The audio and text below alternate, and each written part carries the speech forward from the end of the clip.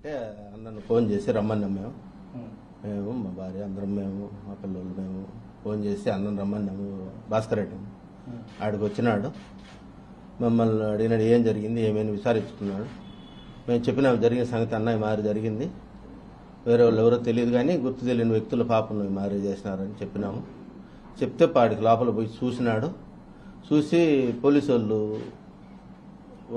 పాపను చూస్తా అడుగుతా ఉంటే, మీరు లేడీ పోలీసులు ఉంటారు కదా అది చూస్తారు, మీరు వద్దులే అని చెప్పని వాళ్ళ పోలీసు వాళ్ళకి చెప్పి బయట రమ్మని సార్ అన్న కూడా భాస్కర్ రెడ్డి అన్న కూడా బయటకు వచ్చేసినాడు.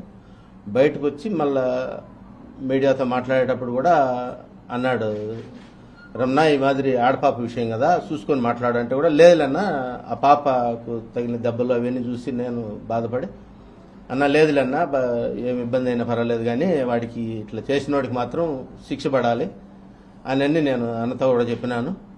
అన్న మీద కేసు కానీ నేను అటువంటి ఏమి పెట్టలేదు, కేసు పెట్టాల్సిన అవసరం లేదు. మా కోసం చూసేదానికి వచ్చి మేము ఫోన్ చేసి రమ్మని మళ్ళీ ఆయన మీద కేసు ఎందుకు పెడతాం, పాపం కదా అది మాకు.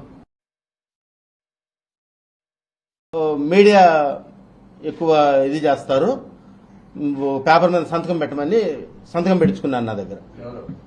పోలీసు వాళ్ళు వచ్చి మాదిరి మాట మాటకి మీడియాలో వేస్తారు, బిడ్డను అట్లా ఇట్లా చేస్తారు, సంతకం పెట్టమన్నారు, సంతకం పెట్టిన అంతే. అంతకు తప్పితే నేను ఎవరి మీద కేసు పెట్టమని చెప్పలేదు, నాకెవరు ఇబ్బంది పెట్టలేదు. నన్ను అసలు ఎవరితోనో నాకు వచ్చిన ఇబ్బంది లేదు. నేను ఎందుకు కేసు పెడతాను, నా బిడ్డకి బాగాలేకపోతే ఇబ్బంది జరిగితే చూసేదానికి వచ్చినారు, నేను ఎందుకు కేసు పెడతాను, అది జరిగింది. పోలీసులు మీకు అసలు కాగితంలో ఏం రాశారు నాకు తెలియదు, నాకు చదువు రాదు. వాళ్ళు అదే చెప్పింది, మీడియా మాటకు మీడియాకి వేస్తా అన్నారు, అది ఎయిరు నువ్వు సంతకం పెట్టు అని చెప్పినారు. సో చివరెడ్డి భాస్కర్ రెడ్డి గారి మీద కానీ నాగార్జున రెడ్డి నాకు తెలియదు. సో ఇది మీకు తెలియకుండా పెట్టిన తప్పుడు కేసా?